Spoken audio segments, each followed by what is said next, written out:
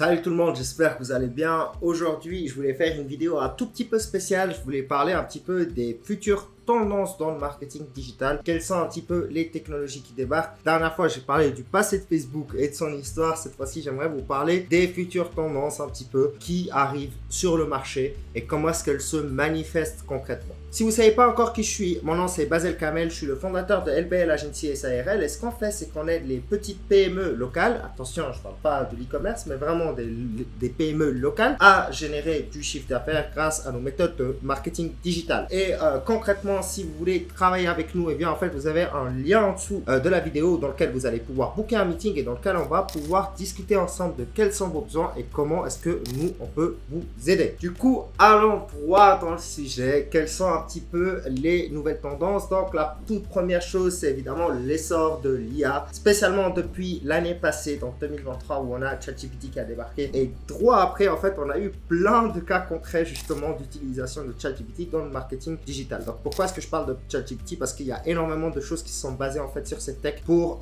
faire des outils qu'on peut utiliser en fait et qu'on peut implémenter en fait dans la vie de tous les jours. Donc là vous avez par exemple un exemple qui est très puissant, c'est les outils comme HubSpot et Mailchimp qui utilisent justement l'IA pour personnaliser les emails en fonction en fait des interactions passées des clients. Donc en fait concrètement les outils vont regarder comment est-ce que les clients se comportent et ils vont créer des campagnes email selon ces comportements là. C'est énorme, ce genre de choses n'existait pas avant et c'est surpuissant. Rien que ça par exemple ça peut clairement augmenter en fait l'engagement sans forcément nécessiter des ressources complémentaires. Donc en fait l'IA fait passer le marketing digital au prochain niveau, surtout en termes de personnalisation et d'efficience et de productivité. Donc on a aussi la création de contenu avec l'IA. Donc concrètement maintenant le copywriting est fortement influencé par l'IA, comme par exemple avec les plateformes comme Copy AI qui aident les PME justement à créer des contenus publicitaires qui sont engageants. Honnêtement pour l'instant pour ma part j'utilise pas encore beaucoup l'IA pour le copywriting. En fait alors oui je l'utilise pour avoir une base et après en fait je la modifie selon mes habitudes et selon ce que je sais faire, mais c'est vrai que je demande à l'IA en fait de générer une copie de base sur laquelle je me base en fait pour prendre les arguments de base etc. et puis après je la retravaille pour que ça soit plus humain et que en fait ça incite beaucoup plus au clic et finalement à la génération de leads. Mais concrètement ça progresse à vitesse grand V et donc du coup un des métiers, une des choses qui sera fortement influencée par l'IA à l'avenir, ça va être clairement le copywriting et aussi la création de créatifs. Donc tout ce qui est images et vidéos ça va clairement être révolutionné grâce à l'IA. Ensuite, on a, en dehors de l'IA, on a quand même quelque chose qui est extrêmement intéressant parce que j'y connais un bon ami à moi qui était aussi un de nos anciens clients. C'est la publicité et puis en fait surtout la réalité augmentée et la VR, donc la réalité virtuelle. C'est quelque chose qui arrive de plus en plus et pour les PME en fait ça va être extrêmement intéressant. Donc les expériences immersives. Pourquoi? Parce que justement vous avez le secteur de la vente en détail qui va pouvoir utiliser la réalité augmentée pour en fait transformer l'expérience client. Qu'est-ce que j'entends par là? Eh bien vous allez avoir des gens qui vont débarquer en fait dans un magasin de meubles ou dans un magasin pour un architecte ou peu importe et ils vont mettre le casque et ils vont pouvoir visualiser comment est-ce que ce meuble va être représenté chez eux ou comment est-ce que en fait ça va être leur futur appartement ou leur future maison directement comme s'ils étaient à l'intérieur. Donc c'est extrêmement puissant, ça va être beaucoup plus démocratisé à l'avenir. Une autre chose en fait, une autre application qui va être pratique, c'est par exemple l'utilisation en fait de la technologie de la réalité augmentée avec des marques.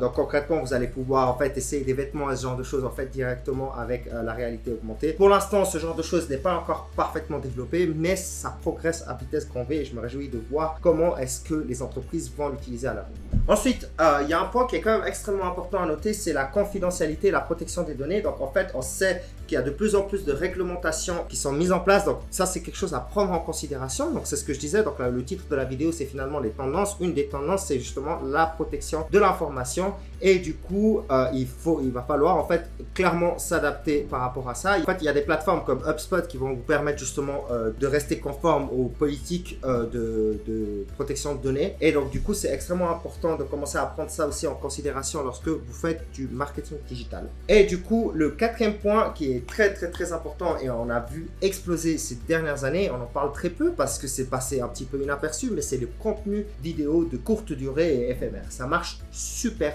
bien. Les réels, les TikTok, etc. Et donc du coup, le contenu éphémère est devenu très très puissant. Et donc du coup, vraiment les entreprises, les PME, vous devez absolument vous lancer dans ce genre de contenu parce que en fait, avec le temps, vos concurrents vont se démarquer de vous si jamais ils le font. Donc c'est très simple. Vous voulez que les consommateurs ils retiennent le nom de votre marque, eh bien soyez présents là où ils sont présents et les gens consomment en fait ces contenus vidéo. Donc il faut absolument que vous en créez vous aussi pour être présent dans la mémoire des utilisateurs. D'ailleurs, je l'ai déjà dit plusieurs fois dans d'autres vidéos, oui, ça vaut la peine pour les PME d'être présent sur TikTok, d'être présent sur les réels et de construire en fait une audience là-dessus. Sur Instagram et sur TikTok parce que les gens sont dessus et du coup vous allez clairement attirer l'attention avec ça dans votre région même.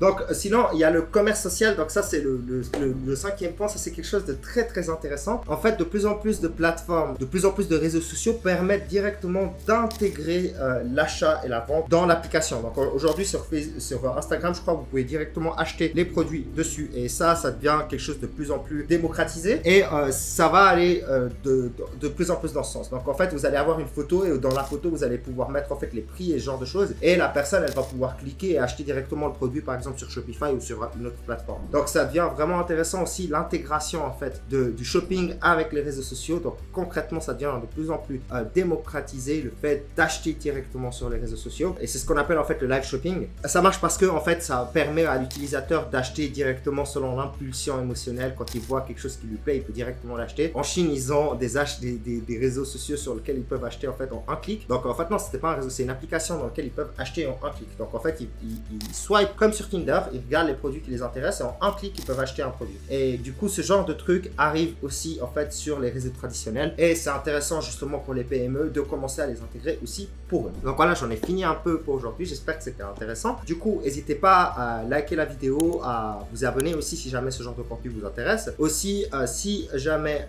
vous voulez travailler avec nous, vous avez un lien en dessous dans la description dans lequel vous allez pouvoir booker un rendez-vous et dans lequel on va pouvoir discuter de vos besoins et de ce que nous on peut faire pour vous en fait pour augmenter vos résultats en termes de marketing digital. Allez, c'était Basel, à tout bientôt.